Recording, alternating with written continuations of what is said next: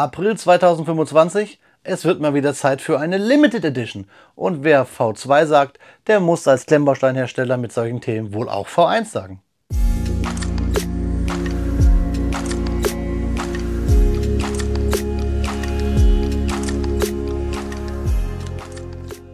Willkommen in der Noppenklötzchenscheune. Mein Name ist Blockstar und ja, liebe Freunde, heute sprechen wir natürlich über die aktuelle Limited Edition aus April 2025, das Kubi-Set 3134, die V1 Flying Bomb, die Fieseler FI 103. Und wie dieses Set mal hier im Karton war, das schauen wir uns natürlich gleich hier auf meinen Bautisch an.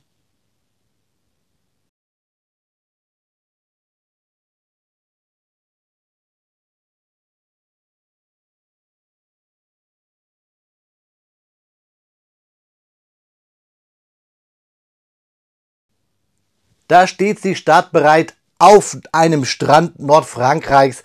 Unsere V1 Flying Bomb, die Fieseler FI 103 im Maßstab 1:35 aus der Historical Collection World War II. Die aktuelle Limited Edition, wenn wir von April 2025 sprechen, aus dem Hause Kubi, die 3134 mit 745 Steinchen und 4 Minifiguren im Maßstab 1:35 gehalten. Ich habe es gerade schon gesagt, ganz interessant, dass wir hier sogar noch auf dem Artwork des Kartons eine zweite V1 mit Katapult versteckt haben. Schauen wir uns die Rückseite an. Was uns als erstes auffällt, ist, dass wir kein Originalfoto der V1 haben. Dafür einige Hinweise zu den Features, die hier in den Karton stecken, nämlich einmal der Schlitten, der eine Länge von 58,5 Zentimetern hat, beziehungsweise das Katapult, nicht der Schlitten. Der Schlitten ist etwas kleiner, den sehen wir hier unten. Wir haben natürlich unsere V1 mit einer Länge von 25 Zentimetern, einer Höhe von 7,5 Zentimetern und einer Spannweite von 15 Zentimetern.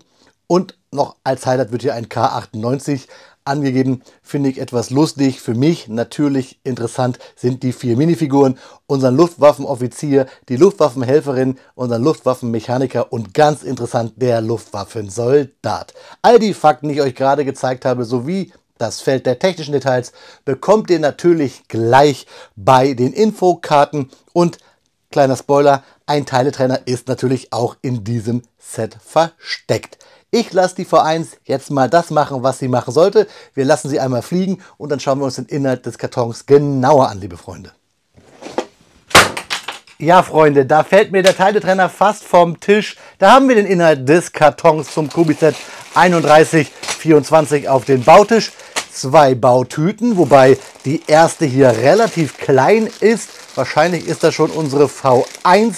Wir haben viele hellblaue und grüne Teile. Dann eine sehr vollgepackte Tüte. Ich gehe mal davon aus, dass hier die Minifiguren und das Startkatapult enthalten ist. Dann natürlich hier einmal das Zertifikat. Ihr dürft gerne in die Kommentare schreiben, wie immer das Ratespiel. Was meint ihr, was habe ich für eine Nummer? Und natürlich ist hier auch versteckt, das suche ich euch mal heraus, hier das kleine Typenschild, das wir nachher brauchen. Also schreibt es mal in die Kommentare, was ihr meint, welche Nummer ich habe. Und wie immer kriegt der Gewinner von mir eine goldene Ananas. Wir haben den Teiletrenner, das habe ich euch gesagt. Und wir haben hier die Anleitung im DIN A4 Format, Klammer gebunden. Das gleiche Artwork wie vom Karton. Und wir sehen, das neue Design der Anleitung gefällt mir nicht so gut. Wir haben den Hinweis, dass wir mit der Tüte 1 anfangen.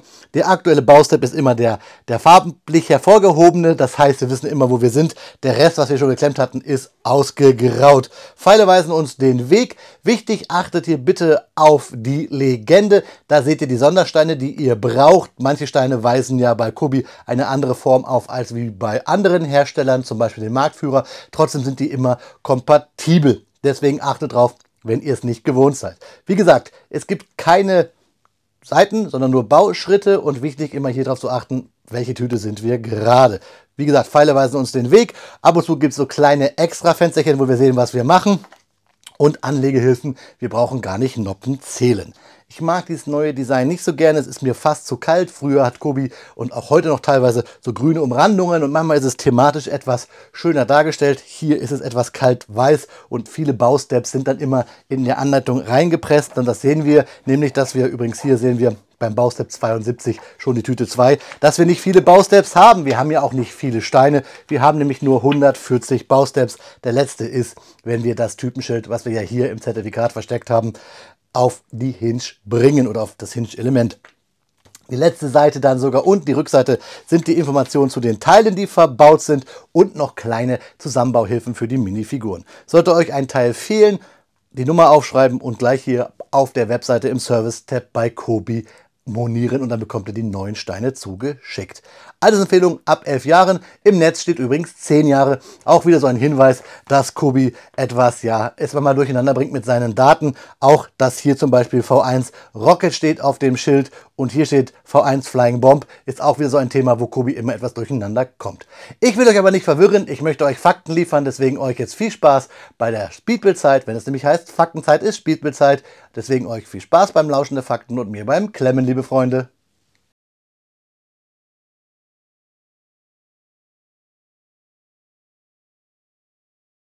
Speedbildzeit ist Faktenzeit und heute tauchen wir brummend und wubbelnd über den Himmel von Großbritannien in die spannende und zugleich düstere Geschichte der Fieseler Fi 103 ein, besser bekannt als die V1 bzw. die Vergeltungswaffe 1. Diese Flugbombe aus dem Zweiten Weltkrieg gilt als einer der ersten Marschflugkörper überhaupt und hatte enorme Auswirkungen auf die Militärtechnik der damaligen Zeit und auf die Entwicklung, die bis heute wirkt. Die Entwicklung der V1 begann im Jahr 1939 bei der Firma Gerhard Fieseler Werke in Kassel. Ziel war es, eine ferngesteuerte, unbemannte Waffe zu schaffen, die von Deutschland aus Großbritannien erreichen konnte. Offiziell hieß das Projekt Vergeltungswaffe 1, kurz V1, und es wurde von Hitler persönlich gefördert. Die V1 war eine Flugbombe, etwa 7,9 Meter lang, mit einer Spannweite von ungefähr 5,5 Metern. Angetrieben wurde sie durch ein sogenanntes Pulsstrahltriebwerk, das während des Flugs ein charakteristisches pulsierendes Geräusch erzeugte, daher der englische Spitzname Buzzbomb oder Doodlebug bei den Alliierten. Der Start der V1 erfolgte mit Hilfe einer Startrampe, oft auch als Katapult bezeichnet.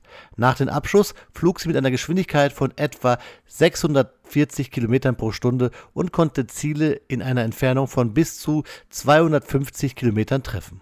Ihre Flughöhe betrug in der Regel zwischen 600 und 900 Metern. Die erste V1 wurde am 13. Juni 1944 auf London abgefeuert, was eine Serie von Angriffen auf Großbritannien einleitete. Innerhalb weniger Monate wurden etwa 10.000 V1 gestartet, von denen ungefähr 2.400 ihre Ziele erreichten. Der Schaden war erheblich. Mehr als 6.000 Menschen verloren dabei ihr Leben und große Teile Londons wurden zerstört oder schwer beschädigt. Insgesamt wurden rund 33.000 V1 hergestellt, zu Gesamtkosten von etwa 164 Millionen Reichsmark. Die Produktion erfolgte an verschiedenen Standorten, darunter das Volkswagenwerk in Fallersleben und die unterirdischen Stollen des Konzentrationslagers Mittelbau-Dora bei Nordhausen in Thüringen. Ein besonderes düsteres Kapitel der V1-Geschichte ist die Ausbeutung von Zwangsarbeitern. In Mittelbau-Dora mussten KZ-Häftlinge unter unmenschlichen Bedingungen die Flugbomben montieren. Die Arbeitsbedingungen waren extrem hart. 12 Stunden schwere körperliche Arbeit täglich. Kaum Schlaf, unzureichende Ernährung und mangelnde medizinische Versorgung führten zu massiven gesundheitlichen Problemen wie Lungenentzündungen, Tuberkulose, Typhus und Ruhr. Viele der Zwangsarbeiter starben infolge dieser Bedingungen. Schätzungen zufolge kamen bei der Herstellung der V1 mehr Menschen ums Leben als durch ihren Einsatz. Eine besondere Version der V1 war das sogenannte Reichenberg-Gerät. Dabei handelte es sich um eine bemannte Variante der Flugbombe. Ziel war es, sie mit einem Piloten direkt in das Ziel zu steuern, was jedoch nie in größerem Maßstab zum Einsatz kam, da diese Selbstmordmissionen unter den Piloten sehr unpopulär waren und zudem technisch und ethisch äußerst problematisch waren. Um den V1-Angriffen entgegenzuwirken, setzten die Alliierten verschiedene Abwehrstrategien ein. Dazu gehörten Flakgeschütze, die gestaffelt aufgestellt waren, Jagdflugzeuge und Sperrballons.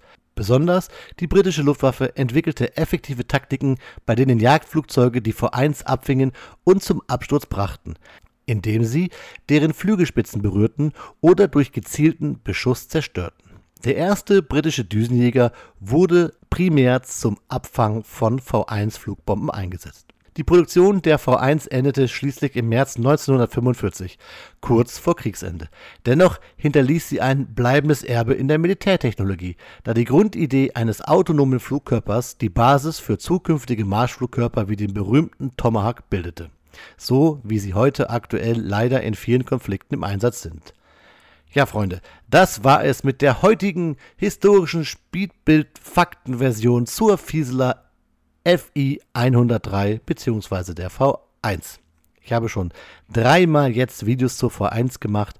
Mich würde mal interessieren, wie ihr die Fakten fandet. Schreibt es mir gerne in die Kommentare und jetzt viel Spaß beim Klemmbaustein Review der aktuellen Limited Edition im April 2025. Viel Spaß dabei.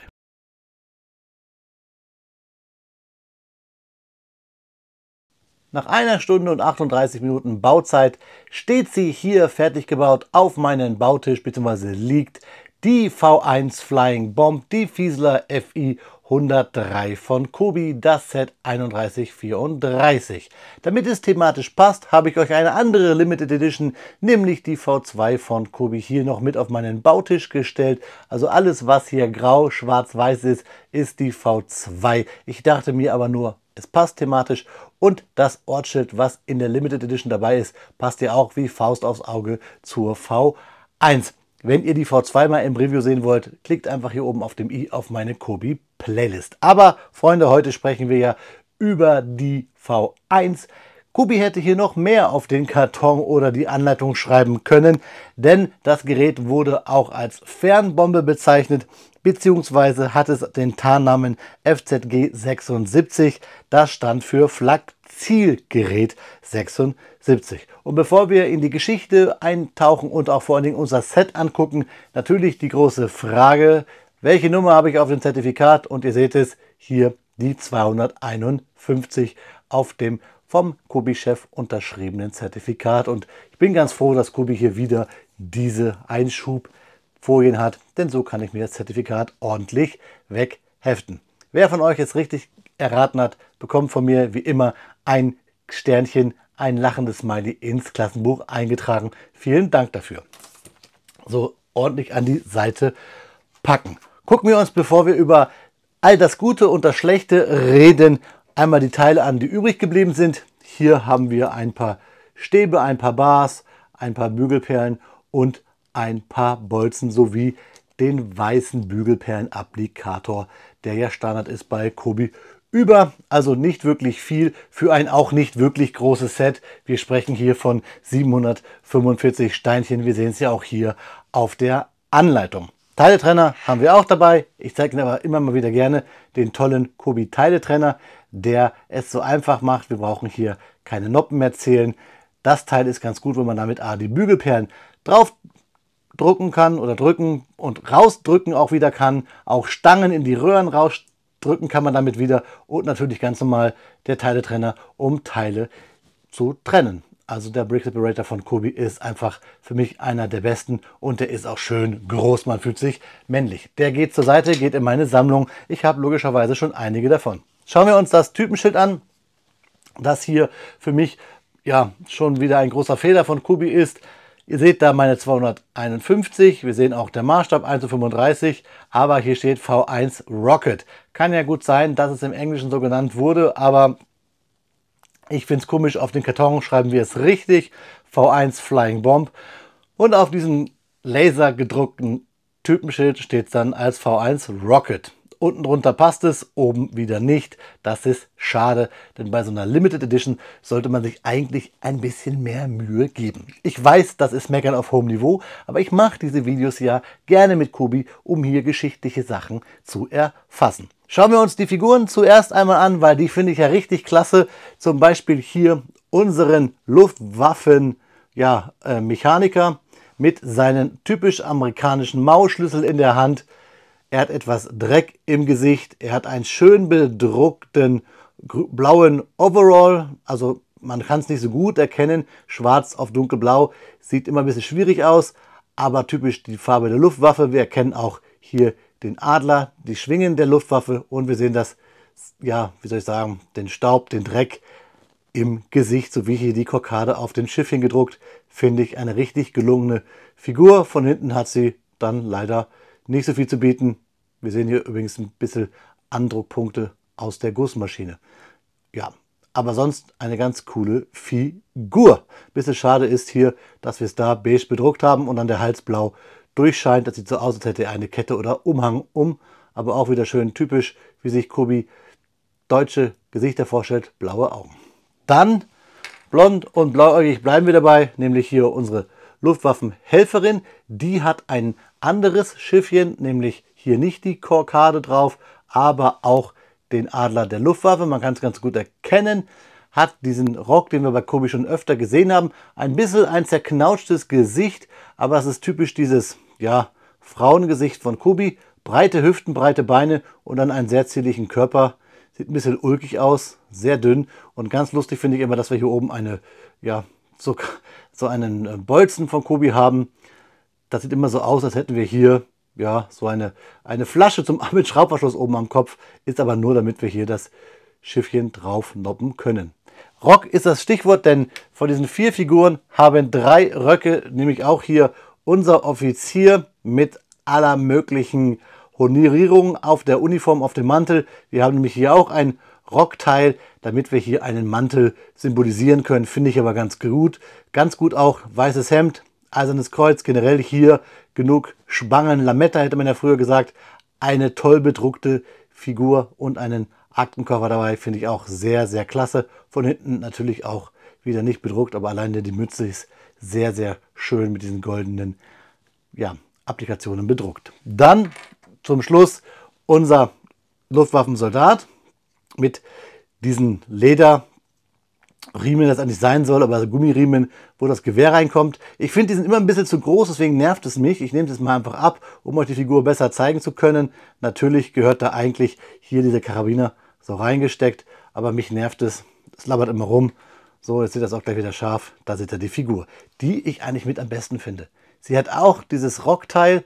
Somit haben wir hier auch wieder das Aussehen eines Mantels nachgeahmt. Wir haben hier die Koppelspange mit, oder Koppelschloss auch hier mit den Schwingen der Luftwaffe. Er guckt grimmig rein, hat einen Helm mit hier Gurt, hat hier gelbe Litzen und ja, 8 Knöpfe vorne auf seinen Mantel, sowie der Karabiner K98 mit diesem typischen Griff, damit Kobi-Figuren das Gewehr auch halten können. Von hinten nicht bedruckt. Braune Stiefel, aber auch hier am Helm zum Beispiel die Schwingen der Luftwaffe der damaligen Zeit. Also von den Figuren her auf jeden Fall ein Bombe, tolles Set. Und jetzt zoomen wir mal auf die Bombe. Ich kann euch gleich sagen, von der Anleitung her alles super, überhaupt kein Problem, ließ sich gut bauen. Ich habe keinen einzigen Baustep gehabt, wo ich geschlittert habe. Es ist nur so, dass es ja logischerweise bei dem Katapult, würde man ja eigentlich sagen, aber haha, es ist kein Katapult, es wurde als Geschütz bezeichnet, etwas langweilig wird. Und ihr habt ja gesehen, auch bei der Tüte 2 haben wir hauptsächlich hier das Geschütz gebaut. Ich nenne es einfach mal jetzt Geschütz. Das war übrigens in echt 48 Meter lang. Ich packe mal die V1 zur Seite, wir reden über das Geschütz. Es war 48 Meter lang und hatte eine Neigung von 6 Grad. Und eigentlich haben wir hier auch wirklich kein richtiges Katapult, weil wir hier mit Druckluft diesen kleinen Zylinder, der hier drin ist, rausgeschossen haben. Hier ist lustigerweise bei Kobi jetzt so ein, ja, Strahl angedeutet, als wenn das hier eine Treibladung wäre, die man angezündet hätte, und dann wäre der aus dem Rohr rauskatapultiert geworden mit der V1.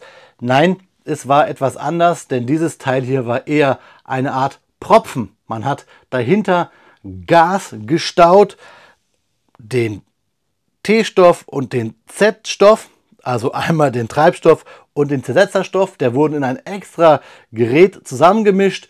Das wurde luftdicht hier abgeschlossen, dieses Schlittchen, dieser Pfropfen in dem Katapult, in dem Geschütz, und die V1 war quasi verbunden mit diesem Schlitten, beziehungsweise war ein Schlitten drauf auf diesen Kolben. Und es wurde Druck hier aufgebaut und wenn der hoch genug war, dann wurde dieser nach vorne geschleudert und die V1 war hier drauf und am Ende ist dann logischerweise dieser Bolzen nach unten geflogen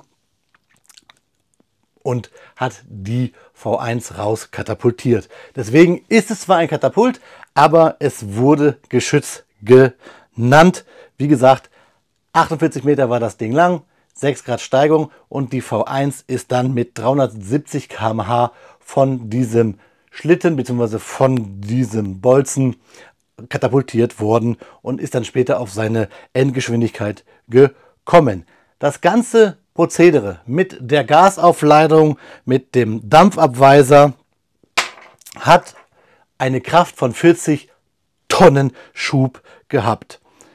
Und das ganze Gerät, die V1, war 2,2 Tonnen schwer.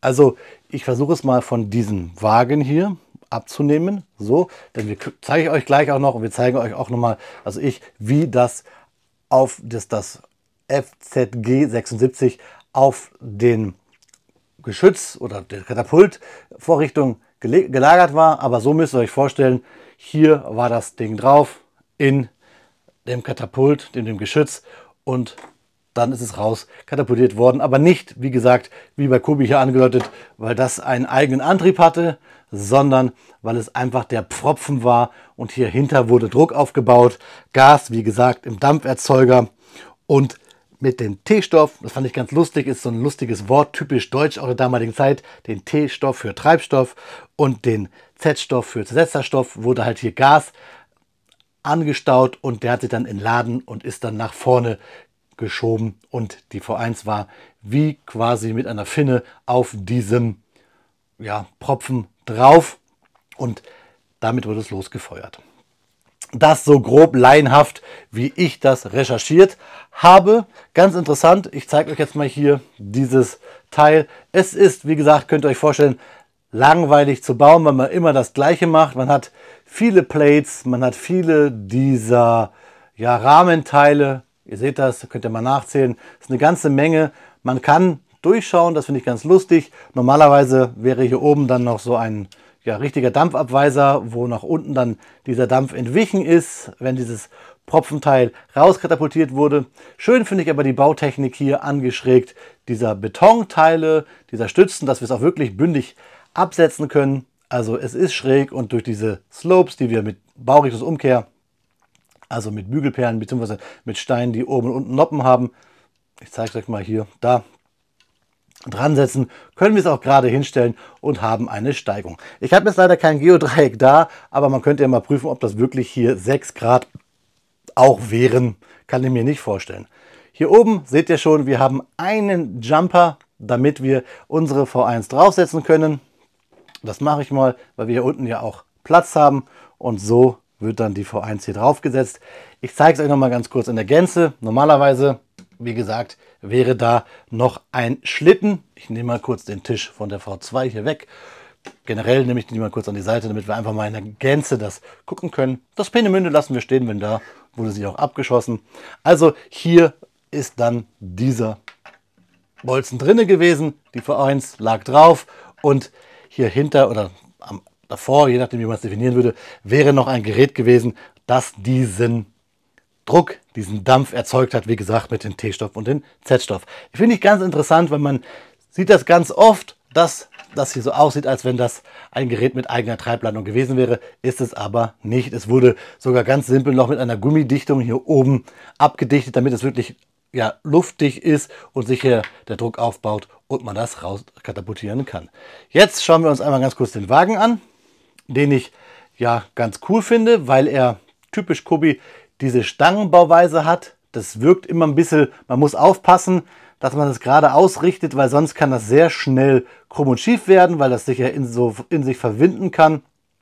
Aber das geht ganz gut, wenn man einmal das raus hat und vor allem, wenn man hier oben auch den Aufsatz für die V1 gebaut hat, dann zieht sich damit auch wieder gerade. Es rollt sogar, ihr hört es vielleicht sogar, es ist ganz stabil für eigentlich diese Röhrenbauweise, die Kobi hat. Und wir haben auch hier so einen Handgriff, denn die V1 wurde ja, obwohl sie 2,2 Tonnen gewogen hat, per Handbedienung auf diesen Katapult, auf dieses Geschütz gezogen und dann quasi wurde es drauf gekurbelt auf den eigentlichen Schlitten, der, das habe ich jetzt schon ein paar Mal erklärt, halt jetzt mit diesen Propfen verbunden war. Machen wir es wieder scharf, denn wir wollen ja die Hauptdarstellerin sehen, nämlich unsere V1.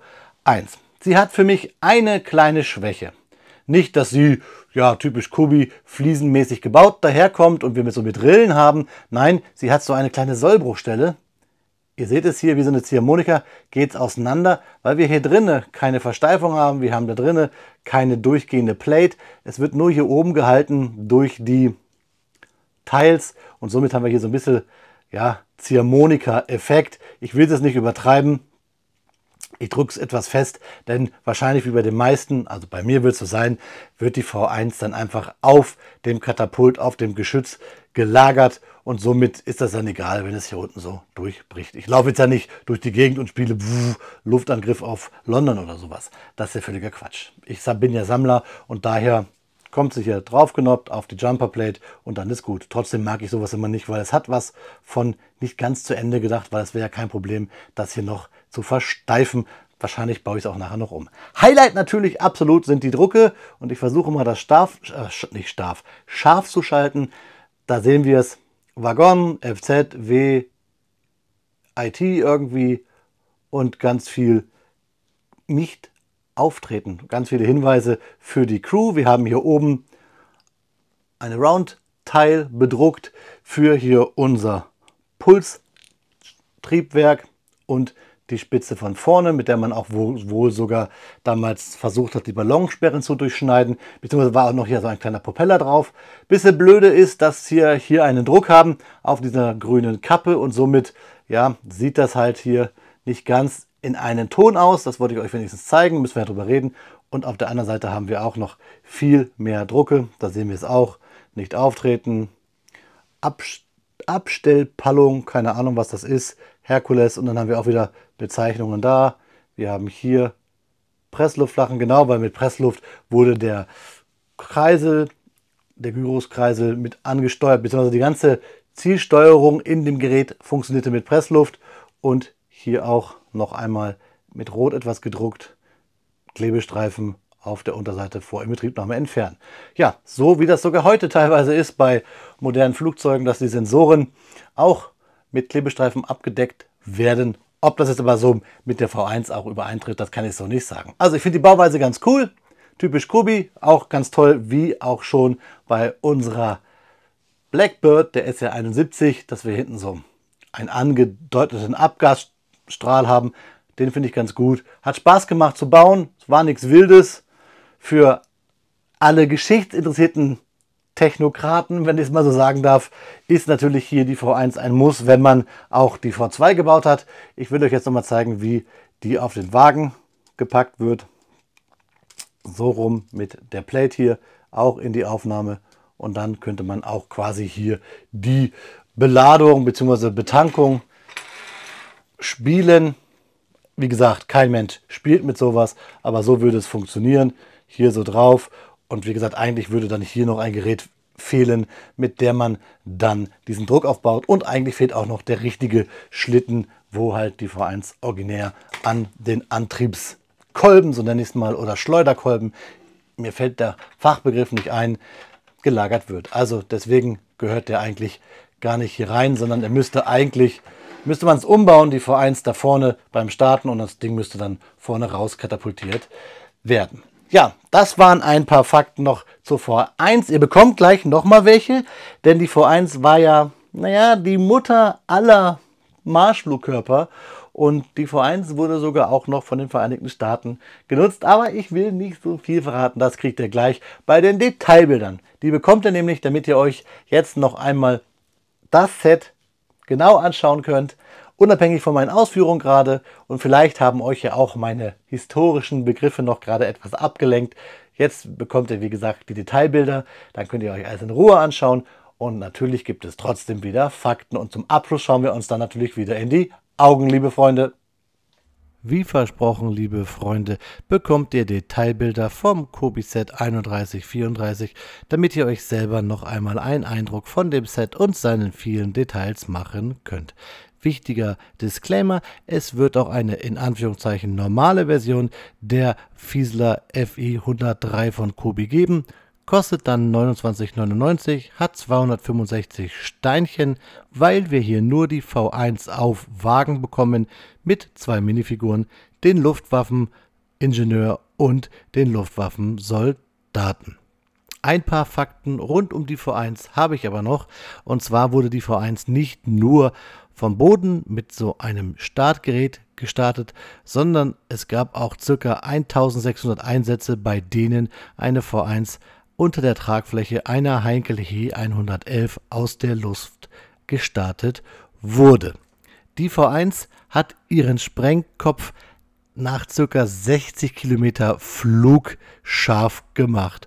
Und der kleine Propeller vorne, den wir jetzt beim Kobi-Set nicht so sehen, den die V1 aber hatte, der war dafür da, um durch die Bewegung des Propellers errechnen zu können, wie weit diese Maschine schon geflogen ist. So ähnliche technische, mechanische Mittel gibt es heute noch in der Luftfahrt-Ingenieurskunst.